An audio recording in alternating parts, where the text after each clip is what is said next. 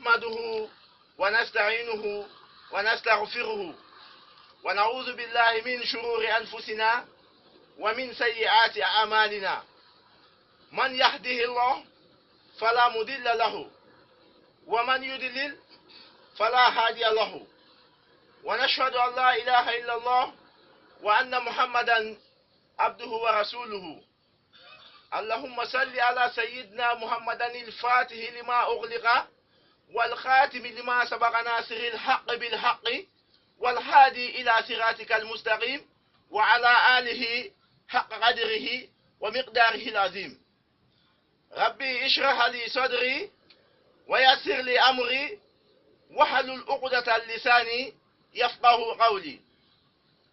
Amma ba'ad, mes chers frères, notre sermon va s'accentuer aujourd'hui sur la bienfaisance envers nos pères et nos mères. Mes chers frères, Allah subhanahu wa ta'ala nous a ordonné la bienfaisance envers nos pères et nos mères. Mon cher frère, rappelle-toi de ces biens qui t'ont apporté ton père et ta mère. Rappelle-toi de ces moments où ils ont pleuré beaucoup pour ta réussite. Rappelle-toi, mon cher frère, de ces sacrifices qu'ils ont consentis pour ta réussite. Rappelle-toi, mon cher frère, de tout ce qu'ils ont enduré pour toi. Un jour, nous allons entamer par ce hadith du prophète Muhammad sallallahu alayhi wa sallam qui dit: Man la yashkurun nasa, la yashkurullaha. Que celui-là qui n'est pas reconnaissant envers les gens n'est pas aussi reconnaissant envers Allah. C'est-à-dire ici le prophète parle des gens en général.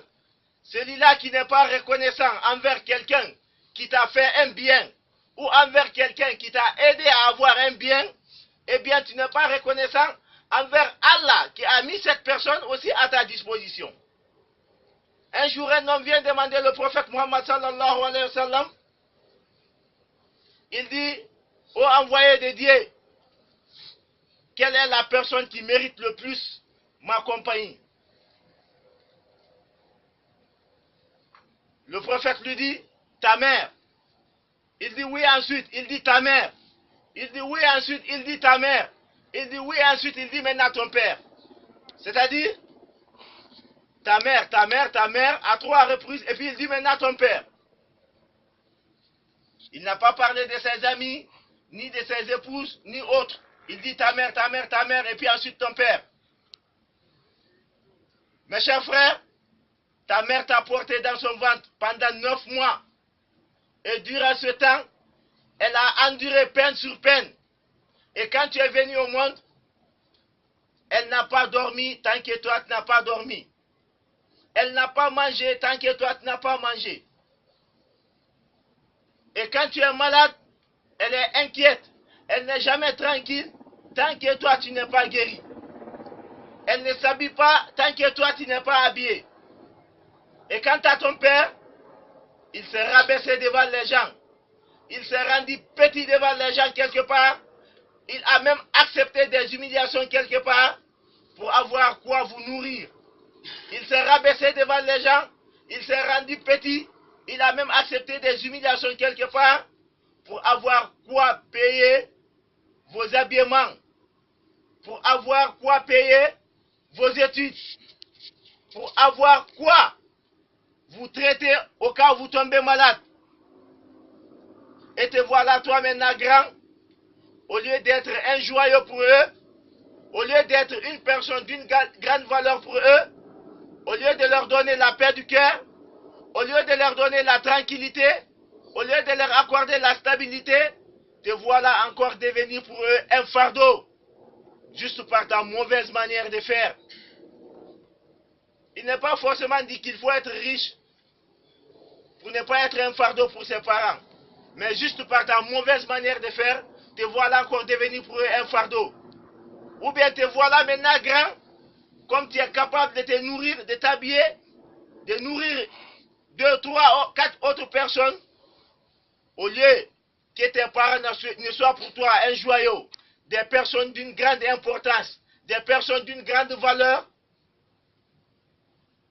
te voilà les considérer comme étant un fardeau. Mes chers frères, Allah Ta'ala fil kitab al-karim, wa wassayna al-insan biwalidayhi. Allah subhanahu wa ta'ala nous dit dans le Saint-Coran, wa wassayna al-insan biwalidayhi. Nous avons recommandé à l'homme la bonté envers son père et sa mère. Voici ce que Allah a recommandé à l'homme. Il dit au prophète Mohammed partant à tous les musulmans, nous avons recommandé à l'homme la bienfaisance envers son père et sa mère. Puis ensuite il dit hamalatuhu ummuhu wahanan ala wahanan wa fisaluhu fi amaini, que sa mère lui a porté dans son ventre pendant 9 mois, et pendant ce temps elle a enduré peine sur peine, et quand tu es venu au monde elle t'a allaité pendant 2 ans et elle t'a porté sur son dos. Mon cher frère, Allah même est reconnaissant envers nos pères et nos mères. Regardez ce qu'il a dit ici. Pourquoi pas maintenant, toi l'homme pour qui ton père et ta mère a subi cela? Pourquoi toi? Pourquoi pas toi maintenant? Allah dit à la fin du verset, Anishkurli, toi l'homme sois reconnaissant envers moi, Allah ton créateur. Mais Allah ne s'est pas limité là, parce que partout où lui, Allah demande de l'adorer à côté, il demande aussi la bonté envers nos pères et nos mères. Dans le Saint-Coran, c'est souvent comme ça. Partout, Allah demande de l'adorer à côté, il parle de la bonté envers le père et la mère. Quand il a dit Anishkurli, adore, sois reconnaissant envers moi, ton créateur, il dit ensuite Waliwalidayka. Et aussi, sois reconnaissant envers ton père et ta mère. Sois reconnaissant envers ta mère qui t'a porté pendant 9 mois, qui a enduré peine sur peine. Et quand tu es venu au monde, elle n'a cessé de dormir tant que toi tu ne dors pas. Elle n'a cessé de manger tant que toi tu ne manges pas. Elle est toujours inquiète quand tu es malade. Elle ne s'est pas habillée tant que toi tu n'es pas habillé. Et sois reconnaissant envers ton père qui s'est rabaissé devant les gens, qui a accepté des humiliations dans son lieu de travail pour avoir quoi vous nourrir, vous habiller, payer vos études ou vous traiter au cas de maladie. Mon cher frère, il a y a le masir et vers Allah est la destination, mes chers frères. Allah nous dit maintenant à la suite du verset, il dit wa in jahadaka ala an tushrika bi ma laysa laka bihi ilmun, c'est-à-dire au cas où ton père et ta mère, c'est-à-dire au cas où tes parents vont te forcer à me donner un associé pour une chose dont tu n'as pas une connaissance. C'est-à-dire, au cas où ton père et ta mère vont te pousser à désobéir à Allah, regardez les conseils d'Allah. Il dit, Fala tuti'uhuma. Ne les obéis pas. Mais quand Allah dit ne les obéis pas, est-ce qu'il a dit de les rejeter, comme le font certains? Dire que bon, moi et mes parents, c'est fini jusque chez Dieu. Moi et mes parents, je ne veux plus leurs paroles. Moi et mes parents, c'est ceci, c'est cela. Non, mon cher frère, Allah n'a pas recommandé cela. Et ici, parce que les deux plus grands péchés, c'est Ashirk wa huqqul walidaini. C'est-à-dire Ashirk billah wa huqqul walidaini. Donner un associé à Allah. C'est-à-dire chercher quelque chose à quoi tu feras confiance qui peut t'aider en dehors d'Allah. Et aussi l'ingratitude envers le père et la mère. Voici les deux plus grands péchés. Et malgré ici, Allah parle de l'association, il dit au cas où ils vont t'obliger à me donner un associé, ne les obéis pas, parce que c'est dit même quelque part, la ta'ata li makhluqin fi ma'siyatil khaliq, qu'il n'y a pas d'obéissance aux créatures dans la désobéissance au Créateur. C'est-à-dire, il n'en est pas question d'obéir à une créature jusqu'à désobéir à Allah le Créateur. Mais qu'est-ce qu'Allah donne ici comme conseil? Il dit wa sahibuhuma fid dunya ma'rufan. Sois poli envers eux dans cette vie. L'alcool, c'est pas bon. Si ton père te force à aller payer de l'alcool pour lui, mon cher frère, ne paye pas. Mais, au contraire, Allah ne te demande pas encore de rejeter ton père. Sois poli avec lui. Parle-lui avec politesse. Papa, s'il te plaît, cela est interdit par Allah. Et quand lui est énervé, cherche-toi à lui calmer. Et si ton père te poussait en un mois à désobéir à la religion, ne l'obéis pas. Mais Allah dit, sois poli envers eux. C'est-à-dire, même si c'était ta femme n'a rien gâté, mais peut-être ta maman peut voir ta femme d'une mauvaise regard. Bon, elle cherche même à te séparer de ta femme. Mon cher frère, tu peux prendre ta femme, aller vivre ailleurs, et encore vivre avec ta maman aussi, poliment. Et ensuite, il faut encourager en même temps ta femme de t'aider à respecter tes parents, comme tu dois aussi aider ta femme à respecter ses parents. Mes chers frères, c'est dit dans un hadith, un homme est venu demander au prophète Mohammed sallallahu alayhi wa sallam quel est l'acte qu'Allah aime le plus. Le prophète lui a dit ceci, as-salatu ala waqtiha, la prière à son heure fixée. Parce que le but de la création de l'homme, c'est adorer Allah. Comme Allah nous a dit, je n'ai créé le diable et l'homme que dans l'unique but de m'adorer. Donc notre mission principale sur terre, c'est adorer Allah. Le prophète dit ici que l'acte qu'Allah aime le plus, en première position, c'est as-salatu ala waqtiha, la prière à son heure fixée. Ne prie pas avant l'heure. N'attends pas que l'heure passe aussi pour prier. Parce que toi, tu as autre activité à faire. Tout ce qu'on fait là vient accompagner l'adoration. Donc quand le moment de l'adoration vient, arrête ton travail, même si tu es dans ton bureau, il faut prier. Mes chers frères, et le gars lui dit ensuite, il dit, birrulil walidaini, c'est-à-dire le respect envers le père et la mère, l'obéissance envers le père et la mère. Il dit ensuite, il dit al-jihad fi sabilillah, le combat dans le chantier d'Allah. Mes chers frères, regardez ici, le prophète a mis l'obéissance au père et à la mère devant le djihad. Alors qu'on dit, au temps du prophète, ceux qui partaient au djihad, si tu mourais, c'était le paradis. Mais l'obéissance au père et à la mère est mise devant cela. Un jour, un homme est venu demander au prophète qu'il veut aller avec le prophète au djihad. Le prophète lui dit, ta mère vit? Un homme où tes parents vivent? Il dit oui. Alors le prophète lui dit, retourne-toi, va fournir l'effort que tu allais fournir au djihad à côté de tes parents. Regardez l'importance des parents. Au lieu d'aller au djihad, le prophète lui dit de laisser le djihad comme ses parents vivent, aller à côté de ses parents, l'effort qu'il allait fournir au djihad, fournir ça à côté de ses parents. Mon cher frère, regardez ici un peu l'importance des parents. Le prophète nous dit encore dans un hadith que celui-là qui obéit à Allah et qui obéit à ses parents, qu'il aura deux portes du paradis qui s'ouvriront pour lui. Quand tu obéis à Allah et que tu obéis à tes parents sans désobéir à Allah, que tu auras deux portes du paradis qui s'ouvriront pour toi. Mes chers frères, regardez l'importance des parents. Même s'ils soient musulmans ou qu'ils ne soient pas musulmans, toi tu leur dois obéissance. Qu'ils se comportent bien envers toi ou qu'ils se comportent mal envers toi, Allah te dit, sois poli envers eux dans cette vie. Mes chers frères, le prophète nous dit encore dans un autre hadith, il dit celui-là qui est obéissant envers son Seigneur, qui est Allah subhanahu wa ta'ala, et envers son père et sa mère, que le jour de la résurrection, il sera placé dans l'endroit le plus élevé. Ça, c'est les paroles du prophète, mes chers frères. Sallallahu alayhi wa sallam. Que celui-là qui est obéissant envers son père, envers son Seigneur et envers ses parents, le jour de la résurrection, il sera placé dans l'endroit le plus élevé. Au moment où tout le monde est là sous le chaud soleil, au moment où le soleil est à quelques microns de nos têtes, que toi tu seras placé dans l'endroit le plus élevé. Quelle grâce! Astaghfirullah li wa lakum fastaghfirunahu huwa ghafurur rahim. Mes chers frères, Allah nous dit encore dans un autre verset. Il s'adresse au prophète Muhammad sallallahu alayhi wa sallam et partage à tous les musulmans. Il dit ceci: Wa qada rabbuka alla ta'budu illa iyyahu. Ton Seigneur t'a recommandé de n'adorer que lui, uniquement lui, sans associer. Mais à côté de cela, qu'est-ce que Allah dit? Il dit wa bil walidayni ihsana. Et de traiter le père et la mère avec bonté. Regardez mes chers frères, partout Allah parle de l'adorer, à côté, il parle aussi d'adorer la bonté envers le père et la mère.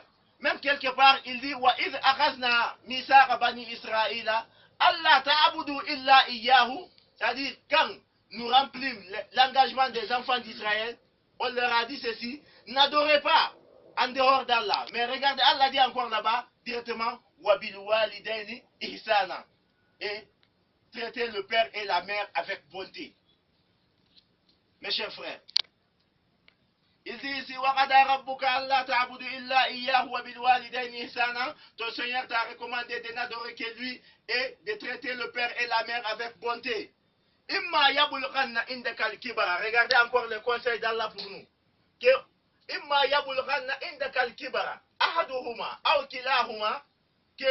quand, lorsqu'il viendra à eux l'âge de la vieillesse, à un d'entre eux, ou à eux, ou aux deux, ne leur dis pas ouf, ne leur dis pas oh, parce que tu vois, tu as dépensé pour eux, tu vois, cela énorme, alors que tu as oublié ton départ. Quand tu n'étais qu'un goutte de sperme dans le ventre de ta maman, tu as oublié le départ là.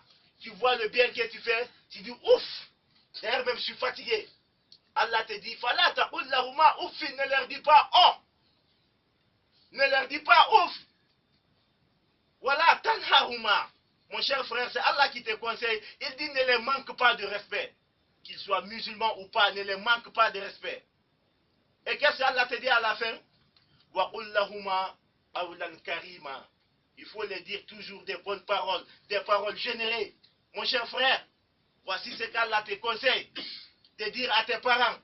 Wa lahuma awlan karima. Waqfid lahuma janaha zulli min ar-rahmati.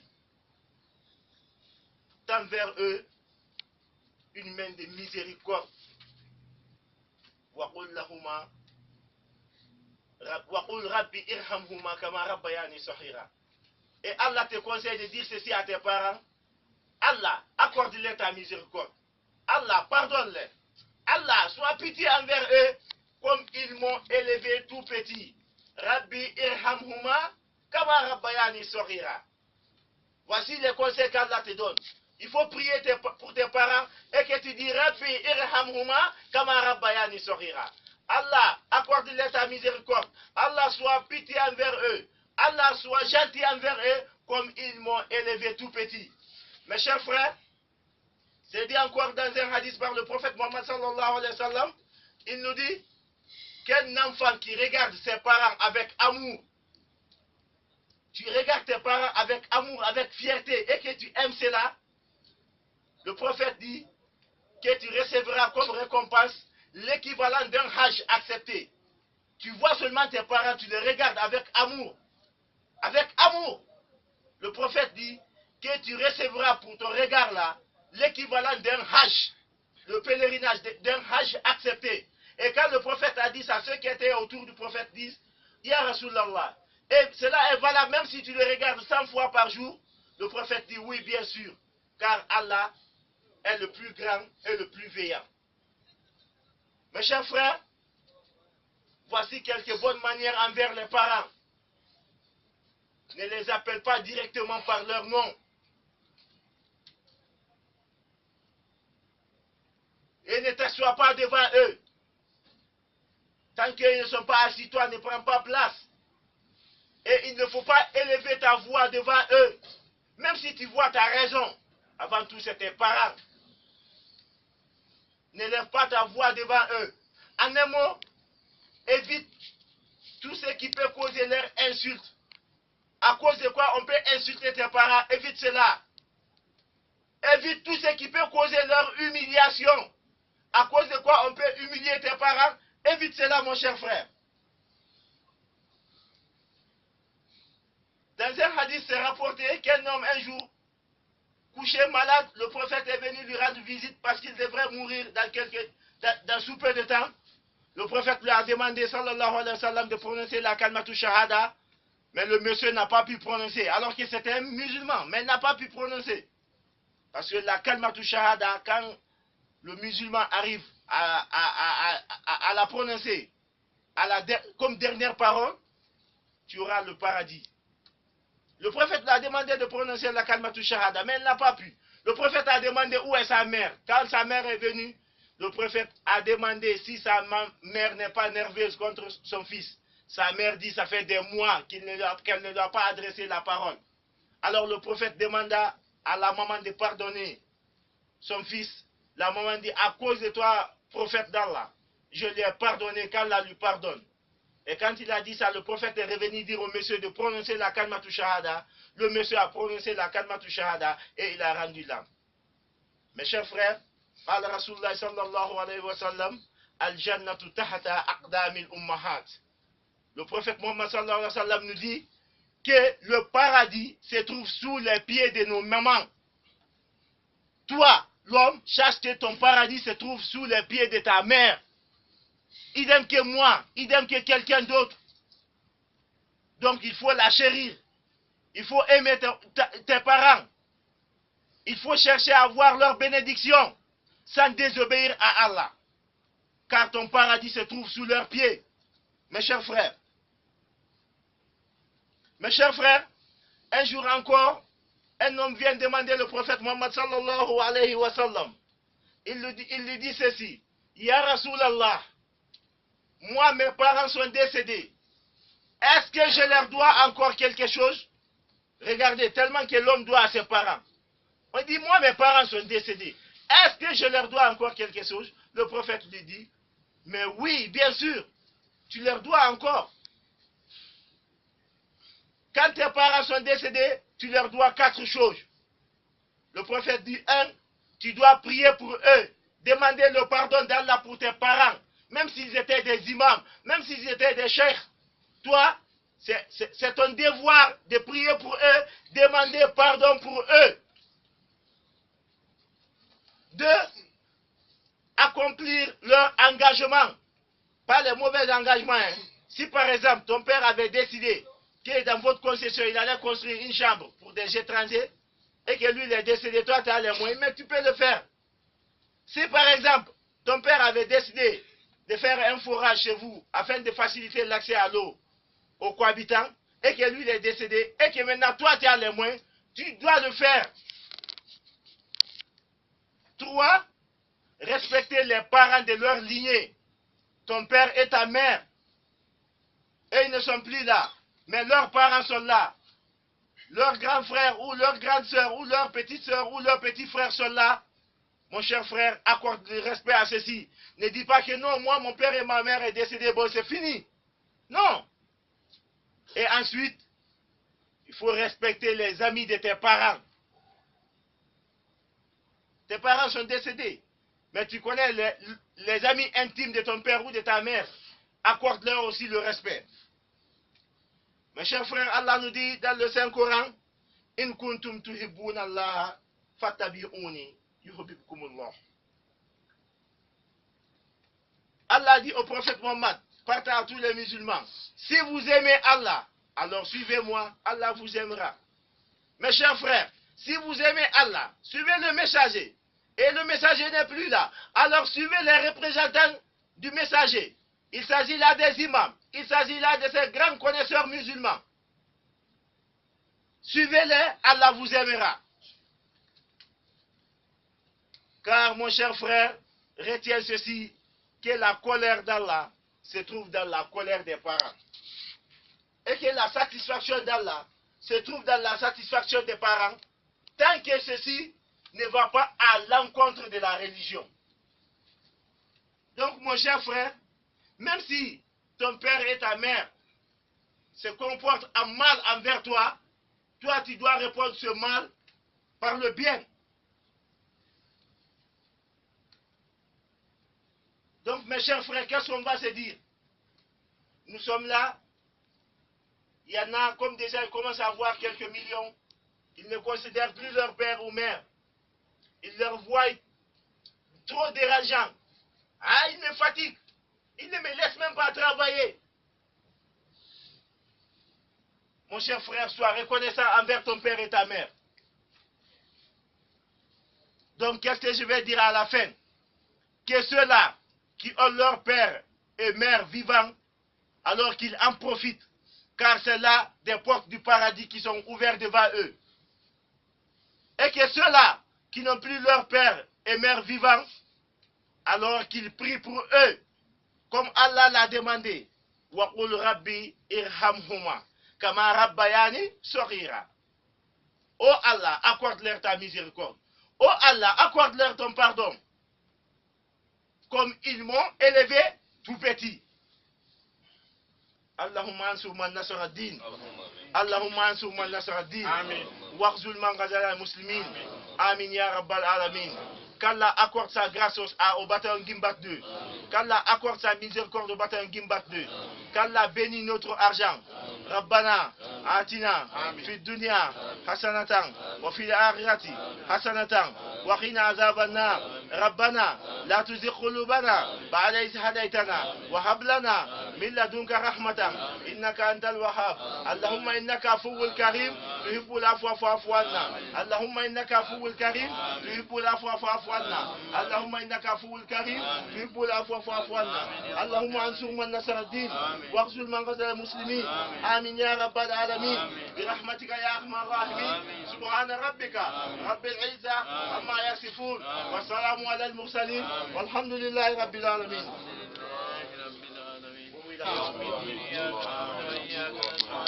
اهدنا صراط المستقيم صراط الذين أنعمت عليهم غير المغضوب عليهم ولا الضالين آمين. الله لا إله إلا هو الحي القيوم لا تأخذه سنة ولا نوم له ما في السماوات وما في الأرض من الله يشفع عنده إلا بإذنه يعلم ما بين أيديهم وما خلفهم ولا يحيطون بشيء من علمه إلا بما شاء وغشي كرسيه السماوات والأرض ولا يؤوده حفظهما وهو العلي العظيم. لقد جاءكم الرسول من أنفسكم عزيز عليه ما غنيتم حريص عليكم بالمؤمنين الرؤوف الرحيم فإن تولوا فقل حسبي الله لا إله إلا هو عليه توكلت وهو رب العرش العظيم. ربنا آتنا في الدنيا حسنة وفي الآخرة حسنة وقنا عذاب النار. ربنا لا تزغ قلوبنا بعد إذ هديتنا وهب لنا من لدنك رحمة إنك أنت الوهاب. ربنا ظلمنا أنفسنا وإن لم تغفر لنا وترحمنا لنكونن من الخاسرين. نصر من الله وفتح قريب وبشر المؤمنين. نصر من الله وفتح قريب وبشر المؤمنين. نصر من الله وفتح قريب وبشر المؤمنين. لا حول ولا قوة إلا بالله لا إله إلا هو. الحمد لله رب العالمين. فاتحة دعاء خيرا. الحمد لله رب العالمين الرحمن الرحيم مالك يوم الدين إياك نعبد وإياك نستعين اهدنا الصراط المستقيم صراط الذين أنعمت عليهم غير المغضوب عليهم ولا الضالين آمين. السلام عليكم ورحمة الله. wanga kirenya meka de barfa kharara mumma sandelma telata lo et tunu mane ma holema meka andu mais telata lo et tunu mane ma holema wanga ko ana kharibe tene lo 9h leri na ku bi ngabinya na ku wonga na tene lo 9h leri na ba sala